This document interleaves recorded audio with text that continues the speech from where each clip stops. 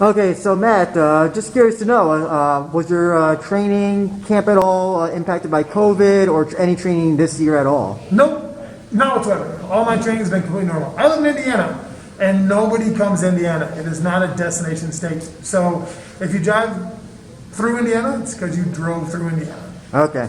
So usually when people come to Indiana, they don't even realize they're going through Indiana. It's kind of a mistake. It's like Indiana is like, oh, I'm in Kansas already, or oh, I'm in Ohio. Okay.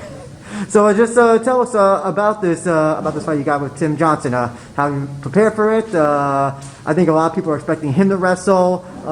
Did you incorporate that into your game plan to defend against that, or just tell us how your training's been going? Training's great, man. I handled this fight preparation virtually identical to the way I always handle fight preparation. He's a lefty. That's what's, I think, really the biggest difference at all.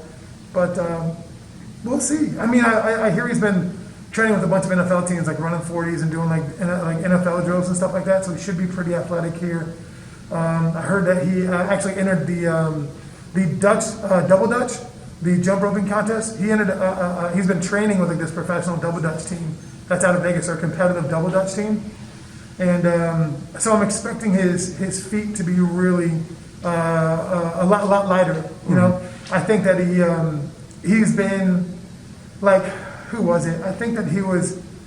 I heard something else about like I can't remember. Yeah, but like his double Dutch, I think should really be a concern. Are you a tape guy? Do you watch tapes of your opponents, or is that not something you do at all? Nah, man. My team watches it. And then they come in and they practice it. They tell me, hey, look, we watched this fight and this fight, and one of us four are going to do this, this, and this. Oh, we're going to throw some wrinkles into it, and then they throw the wrinkles into it, and we see what happens, man. Now, after this fight, heavyweight division has a lot of people in it. Who would you want to fight next if we get a nice big win with this match? I want to fight Tim Johnson. Again? I want to fight Tim Johnson because I haven't fought him yet. So once I fight Tim Johnson, then I'll worry about it. Gotcha. The other thing I want to know is Bellator and RIZIN have the working arrangement with each other. Has that ever been something you want to do? Fight for RIZIN in their heavyweight or maybe even openweight division? Sure. I mean, like, hey, listen, if I get a phone call and there's money involved, I'll listen to it. As long as the right amount of money is involved, I'll listen to a lot of things. I'm pretty much a prostitute.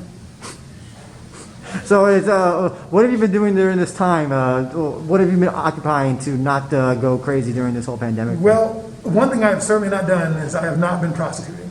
It is not. It's only professional, and it's only on the weekends.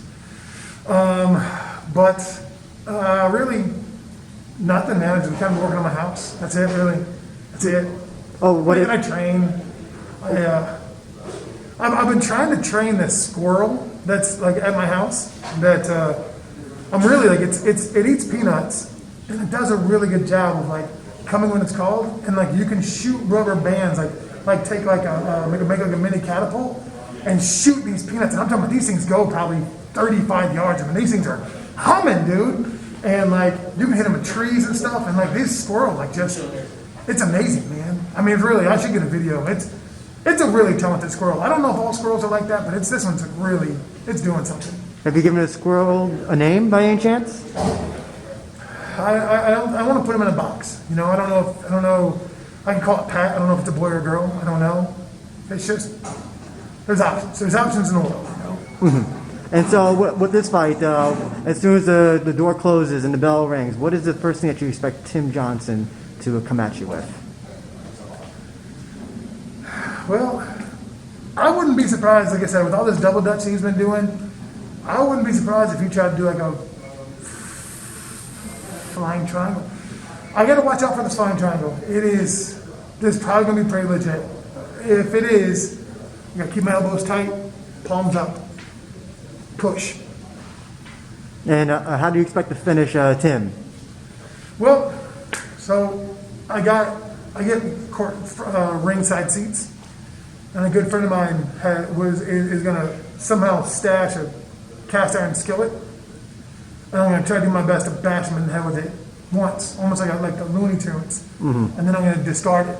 If I can do that and not get caught with it, I'm in the clear, buddy. Or like a pro wrestling thing, whenever the heel has that foreign object stashed away. I'm gonna try to get some toes just barely wedged in the fence, barely, and use that as extra leverage to bang.